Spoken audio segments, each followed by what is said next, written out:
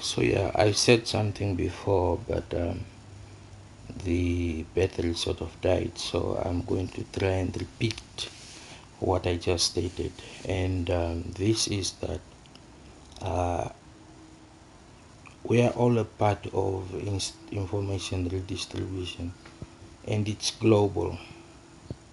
And now I'm thankful that you finally found the opportunists that were using my name and my character and my knowledge whilst they don't have the capacity themselves, and who ended up making a mess of everything, which led to people thinking that somehow it's my fault, that somehow I decided to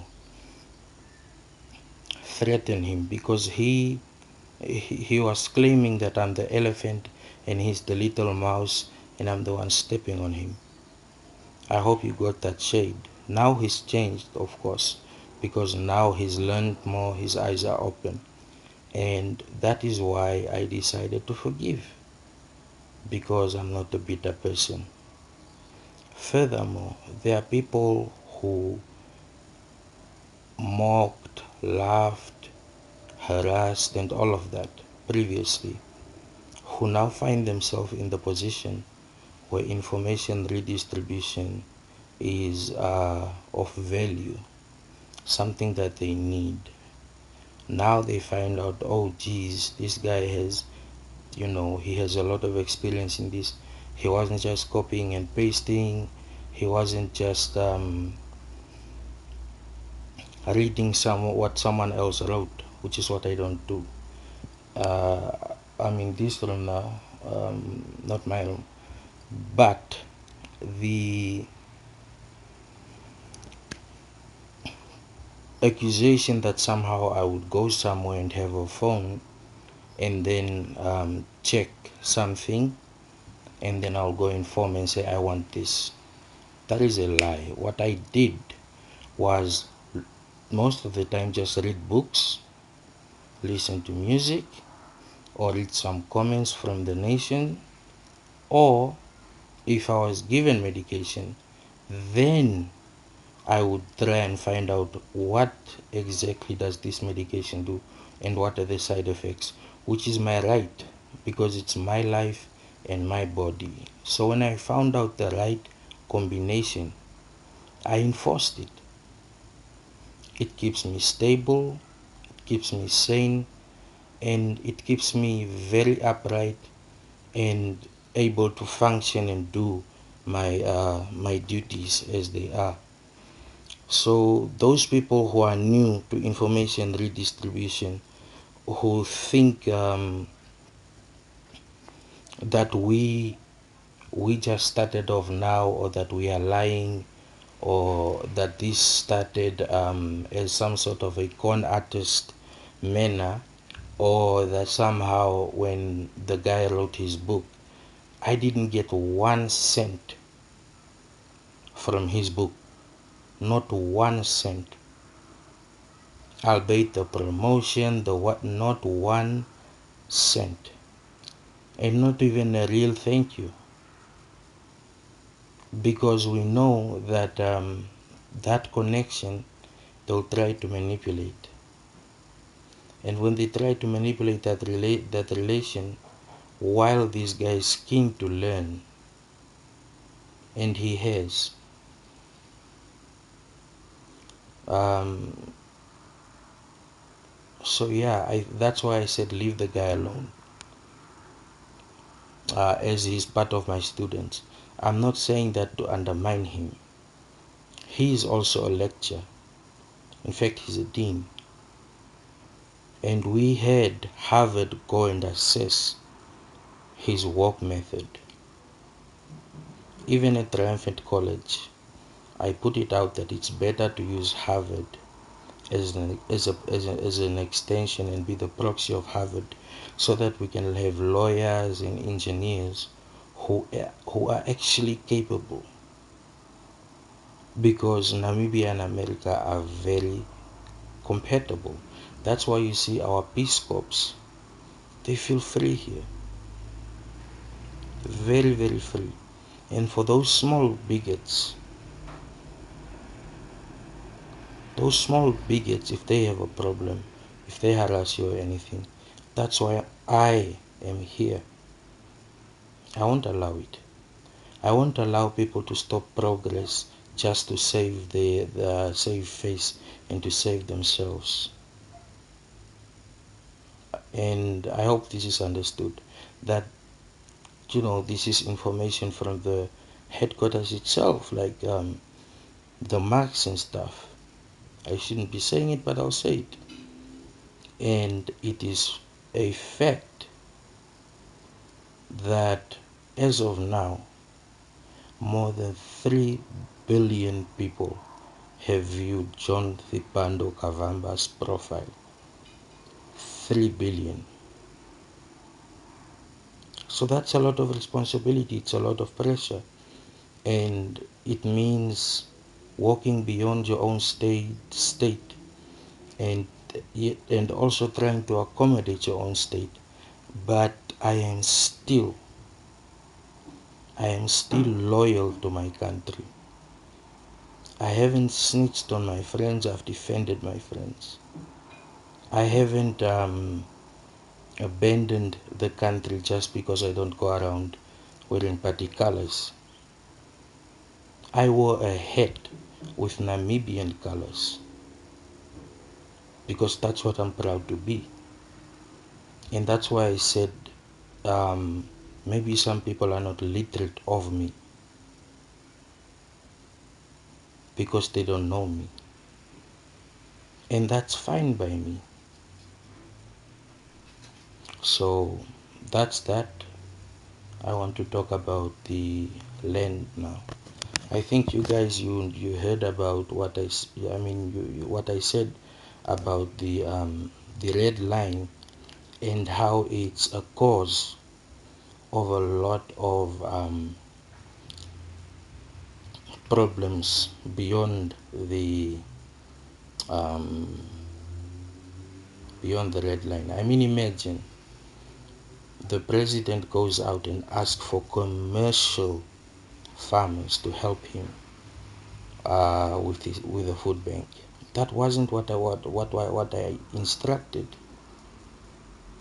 I said it clear. Make sure the red line is free for people to actually cross over, bring their meat, bring their fruit, what have you, and to prevent things like foot and mouth disease and all of that. Make sure there is regulation at the border. I was there at the border between Namibia and Angola. It is wide open. Some guy has it's not a canoe, but a speedboat. They put all of their luggage in the speedboat and they cross the river, and they are there in Namibia. And when they come here, they have the audacity not only to call themselves Kavangos, not only the audacity for them to say that they want their own tribal king, not only the audacity of having themselves being registered as citizens, sometimes using fraudulent means, because they've seen just how open our security system is. What I'm trying to emphasize is those are our refugees. They are running away from Angola. In fact, you can tell by UNAM, which has so many Angolan students, the so-called Portuguese, as they call themselves. They are Shimbundus. They are not Portuguese.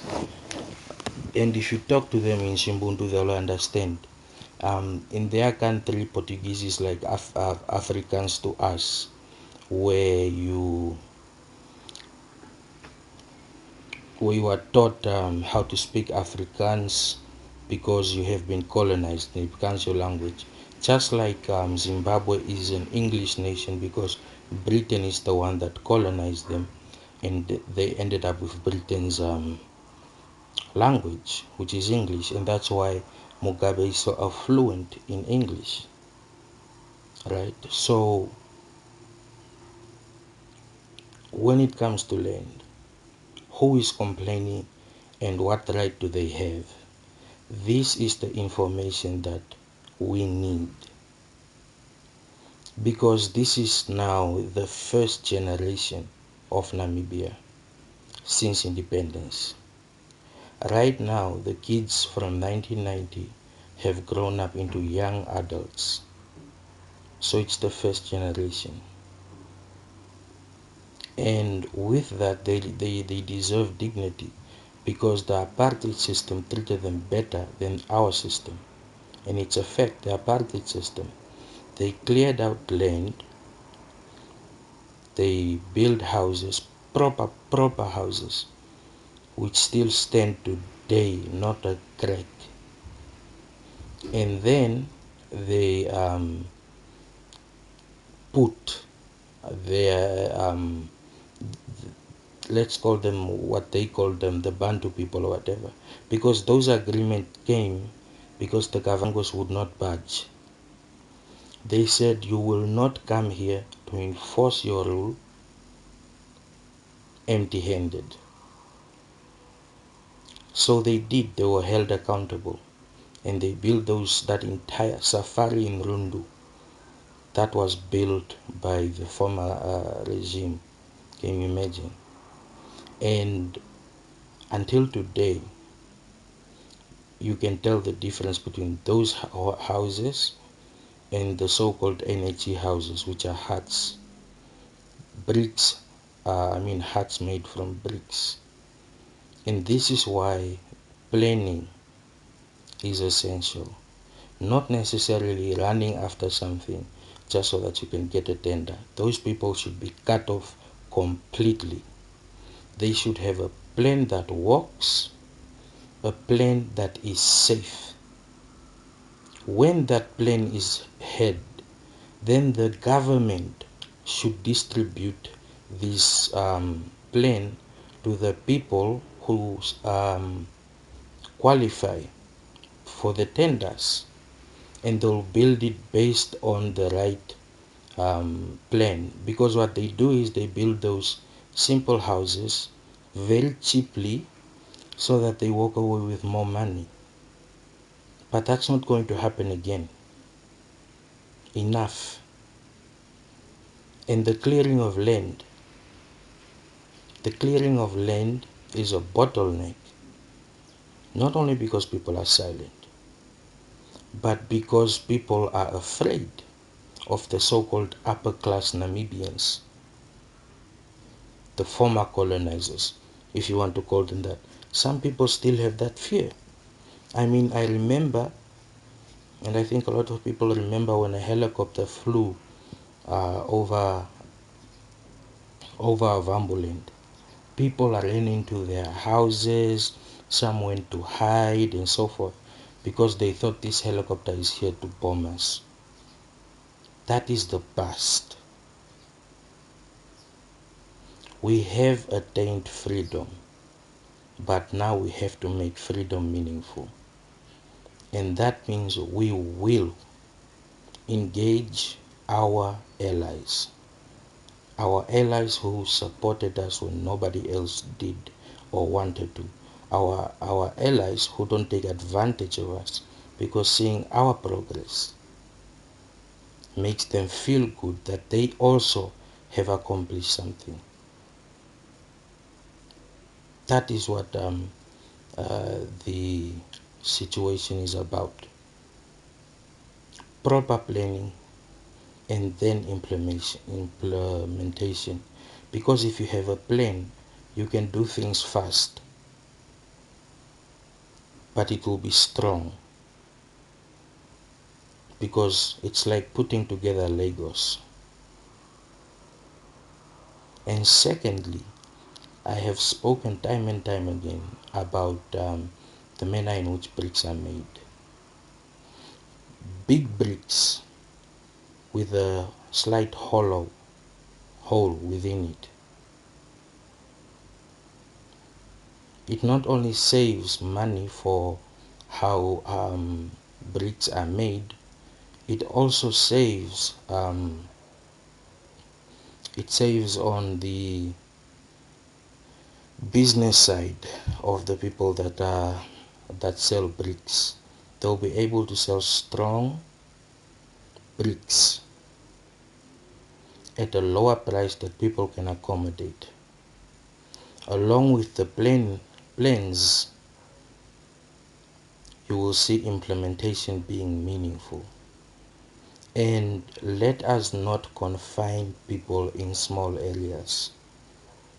Those ervens are way too small and the area is way too big.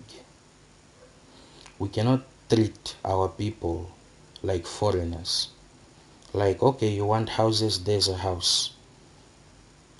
There's a 1-bedroom house while the person has 3 or 4 children.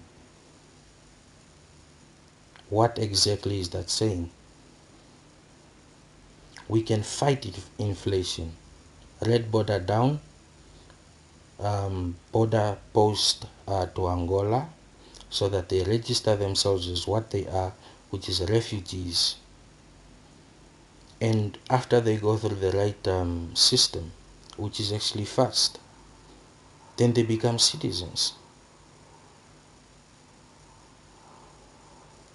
Right? But they should stop lying that they are Kavangos. The Shimbundus, the Nyembas, Siwokwes, they are not Kavangos. Kavangos don't behave like that.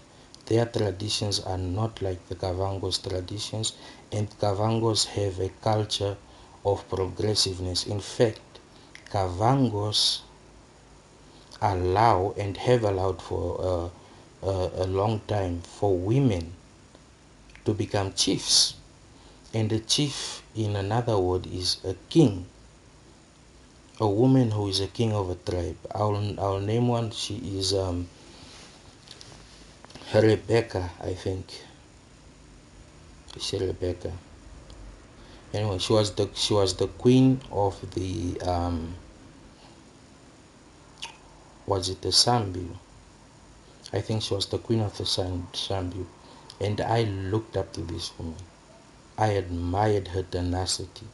In fact, even President Sam Nujoma, and you can go ask him, respected her a lot because she was for her people, and she was also for her environment, and she was also for her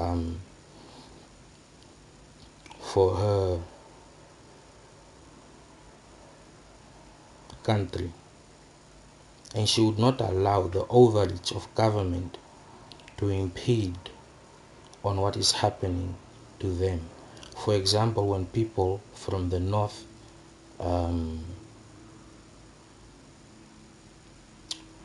way east, the Ovamboland, I heard that their areas are fenced off. You are fenced off in this little area, and that becomes your place. While in Kavango, and I know people are calling it Kavango East and West, and it will be hard to actually change the name because now we have soccer teams that have the name. Now we have registries that have the name, and now we have billboards that have the name. So it will be a very expensive exercise to turn it back into what it was, which is one Kavango. It will happen. It will happen. And the way that land is distributed there is way different. For example, my father is a young prince, literally, and that makes me a prince too, in a way. Now, my mother is also royalty to the Kwangali people. My father is Mbukushu. That means I'm a prince on both sides. But I have not gone there and imposed authority with the people. I let them treat me like a person. And they do. And it's actually very, very humbling. You feel safe, secure, and you feel accommodated. So when they decided no, they want to come and take the land from the Kavango and push them away, We sent our guns and we sent our pangas. They will not cross, and they did not cross. They ran to the government. At that time, the government, they thought that the government would be tribalistic, and they were wrong. Because the decree the government told them was to go back. You cannot just come and take other people's land without going to the chief or the king and asking for permission. Because, for example, my grandfather, there was a refugee from Angola at the village. My grandfather owns, I think, one of the best, one of the best properties. There is a, when we go down to the river, there is a lake. We allow people to use the lake sometimes, but it's our lake. Literally a beautiful lake. And then the road will lead straight to the river. The scenery is beautiful. And what that also means is with boreholes, at almost each point, irrigation is possible. And then it won't be a matter of seasonal crops, but a matter of annual crops, which is the same thing that the Japanese job, listen, this is for you. Those so-called Chinese you were talking about, they were planting mahangu. They plant it so that it is in a harsh condition. Before it's done, it's taken and it's sent and it's planted again, and those seeds are planted again. That is how you manipulate so that these crops become drought resistant and can survive in harsh conditions. So it's to your benefit. It's to all our benefits. Let's forget the Chinese thing.